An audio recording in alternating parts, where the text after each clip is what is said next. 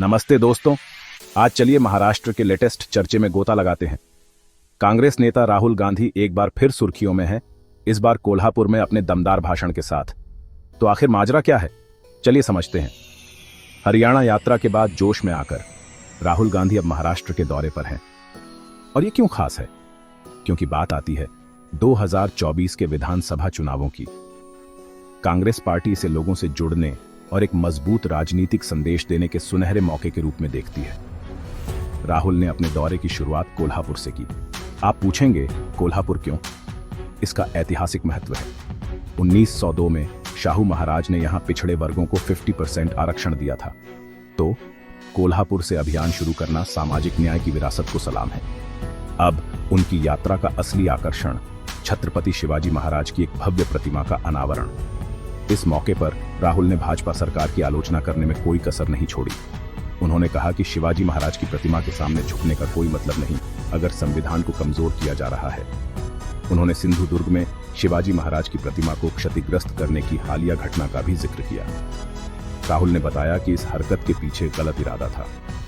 उन्होंने कोल्हापुर के लोगों के हितों की रक्षा के लिए कांग्रेस की प्रतिबद्धता को दोहराया और इसे पार्टी का गढ़ बताया। लेकिन बात यही नहीं रुकी। संविधान सम्मान सम्मेलन में राहुल गांधी ने कुछ बड़े बयान दिए। उन्होंने संविधान की सही मायनों में रक्षा के लिए मौजूदा 50% आरक्षण की सीमा को हटाने की जरूरत पर जोर दिया। दो चीजें तो बिल्कुल साफ है और मैंने पार्लियामेंट में कह दी है, और वो शुरुआत है।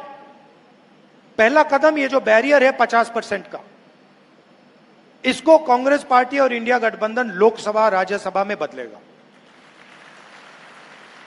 और हम मतलब ऐसे वायदे नहीं करते हैं। आप जानते हो, जब हम कुछ कहते हैं हम करके दिखाते हैं। ये हमारा रेप्यूटेशन है। हमने कहा कन्याकुमारी से शुरू होगी, कश्मीर में बंद होगा, खत्म होगी। कन्याकुमारी से कश्मीर गए। तो पहला स्टेप, ये जो फॉल्स सीलिंग, आर्टिफिशियल सीलिंग लगा रखी है, इसको हटाना है। और दूसरा स्टेप, जिसको मैं क्रांतिकारी स्टेप कहता हूं, जाति जनगणना। उन्होंने वादा किया कि कांग्रेस और इंडिया गठबंधन कानून बनाकर इस बदलाव को सुनिश्चित करेगा। राहुल ने जाति आधारित जनगणना कानूनों के बारे में जोश से बात की, कसम खाते हुए कहा कि वे लोकसभा और राज्यसभा दोनों में पारित होंगे। उन्होंने बल दिया कि कोई भी ताकत इसे रोक नहीं सकती। उन्होंने एक अहम मुद्दा उठाया, स्कूली पाठ्यक्रमों से दलित और पिछड़े वर्ग के इतिहास को मिटाने का। राहुल ने भाजपा पर इस महत्वपूर्ण इतिहास को मिटाने का आरोप लगाया। उन्होंने एक निजी पल साझा किया, बताया कि कैसे प्रतिमा भेंट करने वाले स्वप्निल कुम्हार के साथ एक साधारण हाथ मिलाने से उनके हाथों में कौशल का पता चला। राहुल ने तर्क दिया कि इन समुदायों के कुशल व्यक्तियों को अक्सर दरकिनार कर दिया जाता है। भारत में यह चलन जारी है। उन्होंने आगे अफसोस जताया कि अपने स्कूल के दिनों में उन्होंने कभी दलितों या पिछड़े वर्गों का इतिहास नहीं पढ़ा। आज उन्होंने दावा किया कि स्थिति और भी खराब है। मौजूदा इतिहास को पाठ्य पुस्तकों से मिटाया जा रहा है। उन्होंने इस बात पर प्रकाश डाला कि किसी के इतिहास और स्थान की भावना के बिना शिक्षा अधूरी है।